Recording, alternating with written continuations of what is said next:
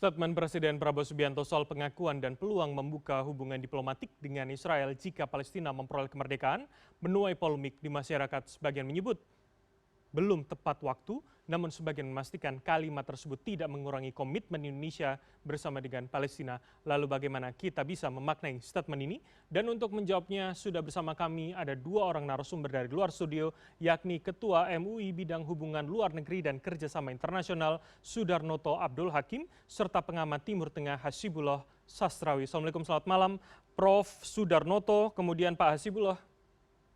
Selamat malam, Selamat Mas. malam, Mas Bram dan Prof. Sudarnoto. Siap, Mas Hasbullah. Selamat malam juga. Baik, saya langsung saja ke Prof. Sudarnoto terlebih dahulu. Jadi Prof, Ya. kalau MUI meresponnya seperti apa? Benarkah ini tidak tepat waktu, seharusnya menunggu Palestina merdeka dulu baru ada statement seperti ini? Ya, menurut saya istilah two state solution itu kan sebenarnya memang sudah diputuskan PBB ya.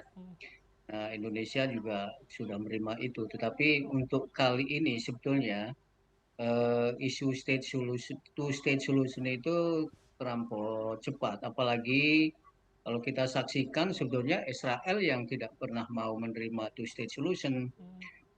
Dari semenjak tahun 67, bahkan kalau mau surut ke belakang sejak 48 itu terus merengsek ya sampai sebelum apa namanya tahun 67 ya.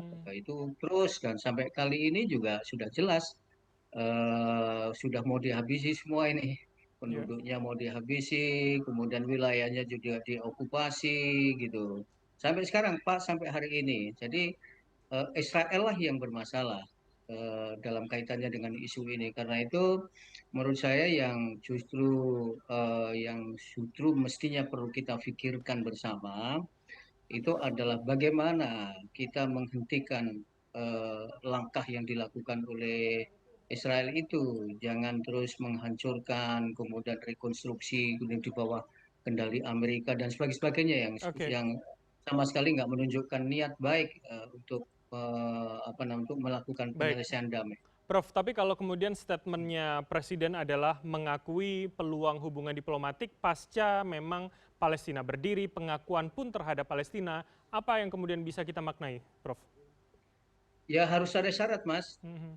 Syaratnya itu amar ICC harus dilaksanakan secara efektif, yaitu Penangkapan, menangkap oke. penangkapan ya Benyamin Netanyahu dan satu jenderal itu dan pejabat-pejabat lain yang terlibat dalam pembunuhan itu sudah jelas ya. Kemudian ICJ juga mestinya sudah harus dilaksanakan. Ini sudah dua kali ICJ minta fatwa ya. Nah, itu mesti diefektifkan. Yang kedua ya tarik mundur semua pasukan Israel itu dari Gaza dan dari tanah yang sebenarnya secara sah dimiliki oleh Palestina.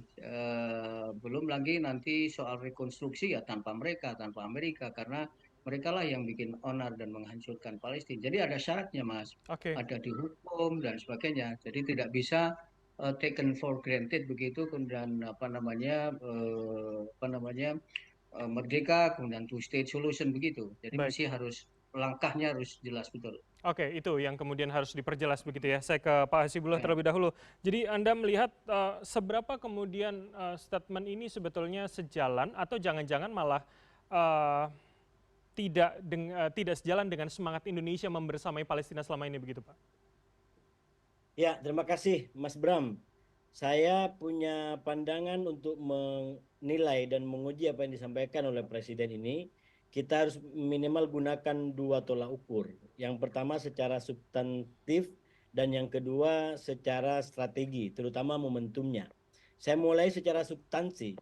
Sebenarnya secara substantif apa yang disampaikan oleh beliau adalah clear bahwa itu sesuai dengan yang disebut sebagai solusi two state solution.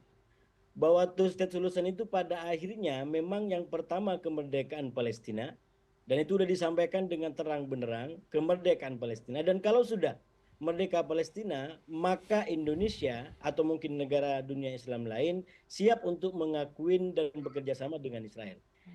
Ini artinya apa? Ya memang itu harus Palestina dulu merdeka. Kalau Palestina tidak merdeka, maka tidak akan ada pengakuan terhadap Israel. Sekali lagi ini adalah substansi daripada two state solution. Cuman memang ada kendala yang saya sebut sebagai pikiran one state solution, baik versi Hamas ataupun versi Israel. Versi Hamas one state solution ini mengatakan ya tidak bisa mau menerima Israel. Diam-diam kalau bisa mungkin walaupun sudah nanti Palestina merdeka. Nah, sebaliknya ada one state solution yang versinya Israel, bahwa mereka tidak mau menerima Hamas atau bahkan Palestina, entah sampai kapanpun. Nah, pilihan two state solution itu adalah yang paling rasional dan menurut saya yang disampaikan oleh Presiden dengan segala macam penegasan, terutama syarat kemerdekaan Palestina, itu menunjukkan beliau komit tidak ada kurang sedikit pun dari pikiran two state solution. Oke. Jadi yang pertama relevansinya dengan two state solution. Nah, yang kedua, bagaimana kita melihat pada aspek strategi sebagai konteks yang bisa dibaca. Ada 3 elemen, Mas, yang bisa menjelaskan kenapa ini mungkin disampaikan. Yang pertama, elemen yang disampaikan oleh Prof. Suyanto tadi bahwa ini dunia sudah melakukan berbagai macam upaya. Tapi faktanya sampai hari ini Israel membangkang seluruh aturan. Amerika sampai ngambek-ngambekan seperti sekarang Trump itu juga belum bisa. Jadi ini kayak semacam frustasi dalam tanda kutip global terhadap apa yang dilakukan oleh Israel karena nggak berhenti-berhenti. Nah, oleh karena itu dilakukan berbagai macam upaya. Nah, konteks yang kedua, kebetulan ada upaya sekarang ini yang agak lebih keras yang disebut sebagai inisiatif kemanusiaan di mana Israel mendapatkan kutukan paling keras dari perspektif itu dan salah satu aktor utama daripada katakanlah faksi kemanusiaan ini adalah Perancis. Pertengahan bulan depan Perancis bersama Arab Saudi menginisiasi forum internasional untuk mengakui kemerdekaan Palestina. Bahkan hari ini dalam kunjungannya ke Singapura, Presiden Perancis menegaskan kembali tentang pentingnya kemerdekaan Palestina yang disebut sebagai kewajiban moral dan tuntutan politik. Nah, baik. Konteks yang ketiga, Mas Bram, terakhir, kebetulan orang yang ada harapan ini semua yang mengubah wajah Eropa sekarang ini lebih anti-Israel ada di samping Presiden Prabowo. Nah, kita tahu dalam konteks komunikasi, berarti maaf saya lanjutkan sedikit aja. Oke, tapi maksudnya begini, saya ingin penegasan bahwa artinya karena konteks bersama Prancis lah Presiden Prabowo Subianto itu mengeluarkan statement demikian begitu. Pun apakah menurut Anda juga berhubungan dengan bagaimana positioning Indonesia, Pak Hasibullah? Justru dengan statement yang telah disampaikan dari awal komitmen two state solution, lalu kemudian secara taktis strategi, dia berduaan. Orang kalau berdua, Mas, statement itu kecuali betul-betul musuh, dia mencoba untuk memperkuat titik temu. Ini kalau berdua ya. Jadi joint statement itu biasanya akan ada titik temu.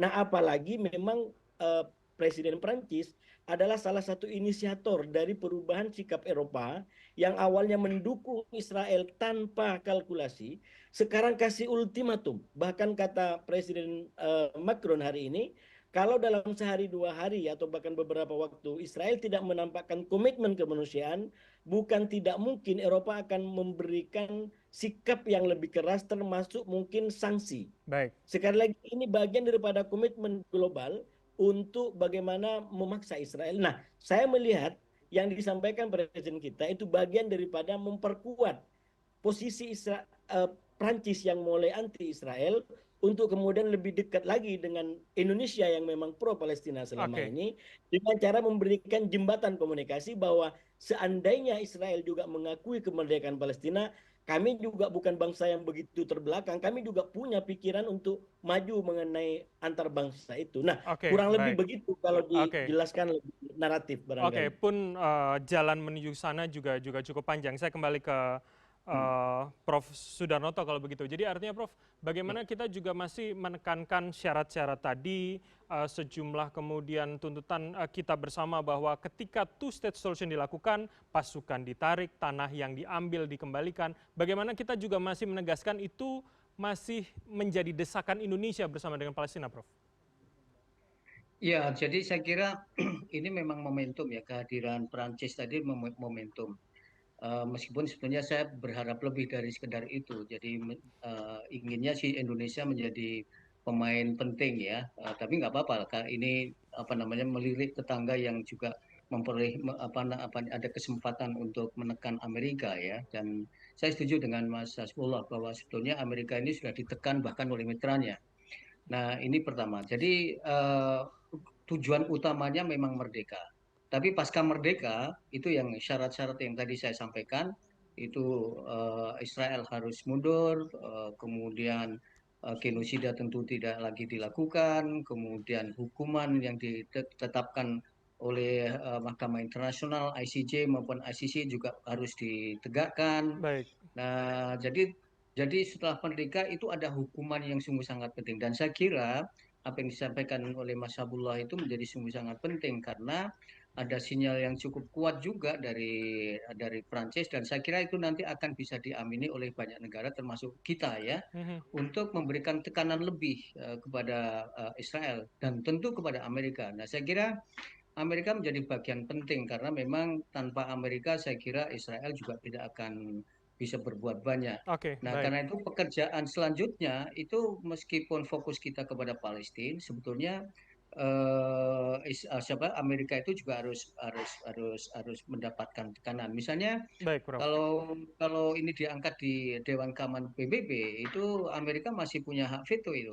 Nah, ini faktor yang akan menghambat proses yang sedang kita bicarakan ini. Karena itu memang Baik. harus ada keyakinan Oke. langkah yang konkret gitu. Tantangannya masih cukup besar begitu ya, Hmm, Prof. Oke, terakhir masih besar. saya ke Pak Hasibullah. Jadi kalau tadi harapan Prof. Sudarnoto mengatakan Indonesia mengambil peran lebih, bagaimana pandangan analisa Anda singkat saja Pak Hasibullah. Jadi Indonesia seberapa akhirnya juga bisa ikut berpositioning dalam kondisi seperti sekarang? Saya rasa memang Indonesia harus pandai mencari momentum, mengambil momentum. Nah, pertemuan dengan Presiden Macron itu menurut saya salah satu momentum yang diambil dengan sangat baik untuk bagaimana menjadi bagian. Jadi ibaratnya Perancis kemudian dengan Inggris dan beberapa negara Eropa yang belakangan mulai kritis kepada Israel, itu kan kayak semacam orang yang selama ini di seberang lalu mulai mau menyatu dengan negara-negara yang selama ini mendukung Palestina. Ya. Nah, Presiden Prabowo mengambil momentum itu dengan cara memberikan memang kayak semacam narasi yang kurang lebih sesuai dengan pikiran mereka. Karena bangsa Eropa itu tidak akan pernah menerima kalau kemudian Israel tidak diterima oleh bangsa Arab. Itu satu hal yang dijiwai oleh presiden kita. Karena itu beliau sampaikan bahwa kami ini juga menjiwai pikiranmu. Dan kita ini Indonesia sebagai bangsa, ya kita enggak, istilahnya kan sudah disampaikan oleh beliau. Satu musuh terlalu banyak dan 1000 kawan terlalu sedikit. Ini sebuah filosofi yang dimainkan dengan sangat baik menurut saya untuk menjadi bargaining position di tingkat regional bahkan global untuk bagaimana Indonesia mengambil peranan. Dan Baik.